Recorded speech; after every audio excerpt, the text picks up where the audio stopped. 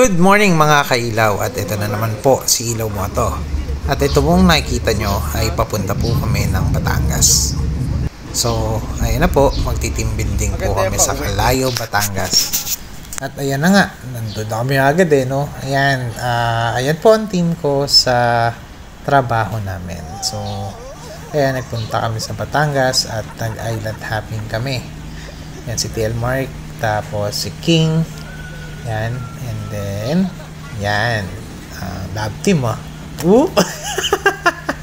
uulit pa yan sa tingin ko ayun na, papunta kami nito sa isang private resort ni Henry C. Yun, maganda nga pala yung pinunta namin. So ito na nga, papunta kami dun sa resort. Kaso hindi pa resort parang island pala, island ni Henry C.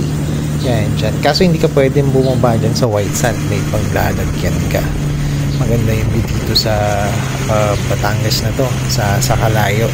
Masarap mag-island hopping dito sa Calayo. Kung makikita nyo, ayan, ganda talaga ng view, no? Tapos, ayan na nga sila. Kung makikita mo talaga na nag-iano sila na-amaze sila sa mga nakikita nila. Hindi naman. Maganda talaga yung makikita mong view. Tapos ayan, nagka-enjoy na kami, kantahan, kulitan, inuman. Yan yung yung mga ginawa namin. Yan si Daddy nakakamiss din sana maulit. Yan, sawa ni Mami ni Mami Sharon. Tapos ayan si Pam, ayan si June, gitara, akong kulit ko. Yan si Pam kumakain yan. Tapos yung naman, yung pulutan namin dyan, binili namin yan. Siyempre, yan. Sunset, no? Sunset tawag dyan. Ang ganda ng sunset dito habang may nag-e-ebong naka-teammate natin dyan. Pinuntahan ko yan Tingnan mo. Ay, hindi na ba to yan? Tapos, eto, ganun pa rin. Habang lumalalim yung gabi, ang sarap lang talaga ng sunset.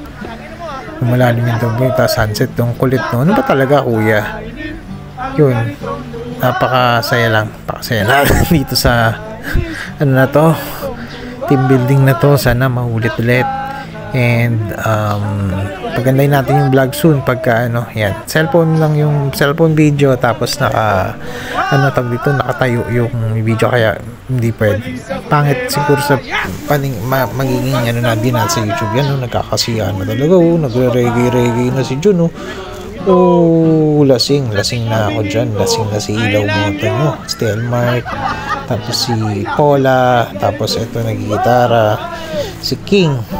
Yan, ayan na, ganda ganyan lang kami.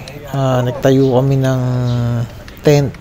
Hindi siya tent lang, yung parang dito tarpaulin lang, tapos ganyan lang, sightseeing lang.